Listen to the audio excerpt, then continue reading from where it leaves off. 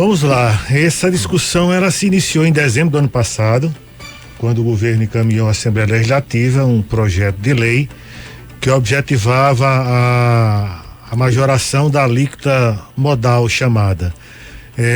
De forma resumida, é a alíquota geral, é a alíquota que incide sobre a maioria dos produtos. Deve chegar aí entre 70% e 75% do que a gente consome. Desde esse momento que a FEComércio e várias entidades que representam os setores de comércio de bens, serviços e turismo já se manifestaram contrários a esse reajuste. Fomos para dentro da Assembleia Legislativa, fomos ao governo do estado, tivemos reuniões na Assembleia com a participação de membros do governo e de vários deputados estaduais, onde nós não só nos mostrávamos contrários, como fundamentávamos o porquê de ser contrário. E por que vocês são contrários? Vamos lá, primeiro, se fala em perda de arrecadação, não houve. Pode ter havido redução na arrecadação dos tributos que incidem sobre os chamados blue chips, que são produtos que têm um peso muito forte na arrecadação do estado. Energia elétrica, combustível, representa entre 25% e 30%. Mesmo com a queda na arrecadação desses blue chips, o último número que a gente tem, puxando de 2021 para cá, refletem ainda um superávit de 77 milhões de reais. Ou seja, mesmo com a queda na arrecadação desses produtos, o estado do Rio Grande do Norte não teve queda na arrecadação como um todo. Primeiro ponto. Segundo ponto, a lei que foi aprovada, ela constou uma emenda que não era bem a redação que as entidades do comércio, lá na ocasião, em dezembro ainda, as entidades propuseram, que a intenção era de colocar de forma muito fácil, simples e direta. Se o governo não tiver queda na arrecadação, não tem que falar em reposição.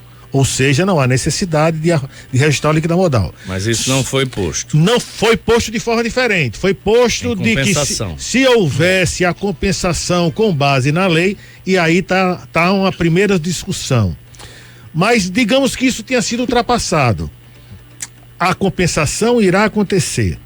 Na sexta-feira, e até perguntaram, por que vocês só entraram na sexta-feira? Porque a gente esperou até o último momento, porque na sexta-feira, no início da manhã, o nosso presidente da FEComércio, Marcelo Queiroz, fez um contato com o secretário Cadu, que estava em Brasília, inclusive deu uma coletiva com a imprensa, na condição de presidente do Concefaz, e perguntávamos, e aí, a gente tem, além da questão da compensação confirmada, com assinatura do acordo pelos 2 estados que ainda faltavam, e faltando apenas e tão somente a homologação pelo STF, que não tem razão para não homologar, não existe razão. Se esse acordo foi desenhado junto ao próprio STF e se todas as unidades da federação assinaram, não há que se falar em não cumprimento do acordo. Nós não queremos acreditar que isso deixe de acontecer, mas para o governo, pelo que foi colocado e a gente entendeu, só se vai conseguir cumprido na hora que o dinheiro estiver na conta. Né? Mas é isso que também está na lei. Não, falou em compensação. Não, vamos lá. Eu estou com a lei aqui. No parágrafo. No parágrafo do artigo 2º, ele diz o seguinte, parágrafo único: esta lei não produzirá seus efeitos na hipótese de implementação das compensações previstas. A implementação significa o quê? A celebração. Não, essa implementação não tá na conta, não? Não necessariamente. Quer dizer que o acordo já é suficiente? Eu entendo que sim. Vamos lá. Quando você celebra um acordo, principalmente quando você celebra um acordo que tem cunho financeiro, você depende da disponibilidade de recursos e do repasse desses recursos. Em nenhum momento ficou dito ou determinado que isso precisaria que houvesse o crédito em conta. Mas implementação não seria isso? A implementação de um acordo, vamos lá.